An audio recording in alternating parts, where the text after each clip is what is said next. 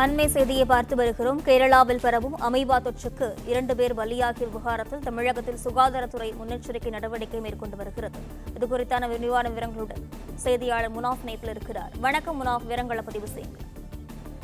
கேரளாவில் பரவும் அமீபா தொற்று 3 மாத குழந்தை உட்பட 2 பேர் பலியான சம்பவத்தை தொடர்ந்து தமிழக பொது சுகாதாரத்துறை பல்வேறு முன்னெச்சரிக்கை நடவடிக்கைகளை மேற்கொண்டிருக்கிறது.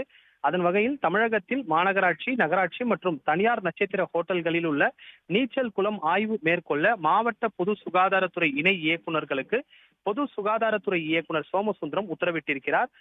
நீச்சல் குளத்தில் நாள் ஒன்றுக்கு 2 முறை தண்ணீர் வெளியேற்றிவிட்டு குளோரின் பவுடர் தெளித்து சானிடைசர் செய்ய வேண்டும் என நீச்சல் குளம் உரிமையாளர்கள் மற்றும் நட்சத்திர ஹோட்டல் உரிமையாளர்களுக்கு பொது சுகாதாரத்துறை உத்தரவிட்டிருக்கிறது. மேலும் சில நாட்கள் மாசுபட்ட மற்றும் பாசையடைந்த நீர் நிலையங்களிலிருந்து குழந்தைகளை பாதுகாத்துக் கொள்ள பெற்றோர்களுக்கு பொது சுகாதாரத்துறை அறிவுறுத்தியிருக்கிறது. குறிப்பாக இந்த கேரளாவில் 3 மாத குழந்தை உட்பட 2 பேர் இந்த அமீபா தொற்று காரணமாக உயிரிழந்திருக்கிறார்கள். இந்த தொற்று என்பது மாசுபட்ட மற்றும் பாசடைந்த நீர் நிலையங்களிலிருந்து உருவாகக்கூடிய ஒரு தொற்று என்று மருத்துவர்கள் கூறுகின்றனர். இத்தொற்றிலிருந்து 3 மாத குழந்தை உட்பட 2 உயிரிழந்திருக்கிறார்கள். இதன் காரணமாக பொது சுகாதாரத்துறை பல்வேறு முன்னெச்சரிக்கை நடவடிக்கைகளை எடுக்க உத்தரவிட்டிருக்கிறது. அதில் குறிப்பாக தமிழகத்தில் மாநகராட்சி, நகராட்சி மற்றும் தனியார் ஹோட்டல்களில் உள்ள நீச்சல் குளங்களை ஆய்வு மேற்கொள்ள மாவட்ட பொது சுகாதாரத்துறை இணை இயக்குநருக்கு பொது சுகாதாரத்துறை இயக்குனர் சோமசுந்தரம் உத்தரவிட்டிருக்கிறார். நீச்சல் குளத்தில் நாள் ஒன்றுக்கு 2 முறை தண்ணீர் வெளியேற்றிவிட்டு குளோரின் பவுடர் மற்றும் சானிடைசர் செய்ய வேண்டும் என தெரிவிக்கப்பட்டுள்ளது.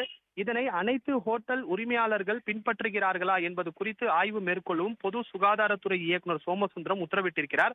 மேலும் சில நாட்களுக்கு மாசுபட்ட மற்றும் பாசடைந்த நீர் நிலையங்களிலிருந்து குழந்தைகளை பாதுகாத்துக் கொள்ள பெற்றோர்களுக்கு பொது சுகாதாரத்துறை இயக்குனர் அறிவுறுத்தியிருக்கிறார். இந்த நிலையில இந்த கேரளாவில் நடந்த சம்பவத்தை தொடர்ந்து தமிழகத்தில் பொது சுகாதாரத்துறை இந்த நடவடிக்கைகளை மேற்கொண்டிருக்கிறது. மாநகராட்சி, நகராட்சி மற்றும் தனியார் ஹோட்டல்களில் உள்ள இந்த நீச்சல் குளங்களை ஆய்வு மேற்கொள்ள மாவட்ட பொது சுகாதாரத்துறை இணை இயக்குநர்களுக்கு பொது சுகாதாரத்துறை இயக்குனர் உத்தரவிட்டிருக்கிறார். நீச்சல் குளத்தில் நாள் ஒன்றுக்கு 2 முறை தண்ணீரை வெளியேற்றிவிட்டு குளோரின் பவுடர் தெளித்து சானிடைசர் செய்ய வேண்டும் என நீச்சல் உரிமையாளர்கள் மற்றும் நட்சத்திர ஹோட்டல் உரிமையாளர்கள் பொது சுகாதாரத்துறை உத்தரவிட்டிருக்கிறது. பிளே ஸ்டோர் மற்றும் ஆப் ஸ்டோரில் இருந்து பாலிமர் செயலியை QR கோடு மூலம் பதிவிறக்கம் செய்யுங்கள். செய்திகளை உடனுக்குடன் பெறுங்கள்.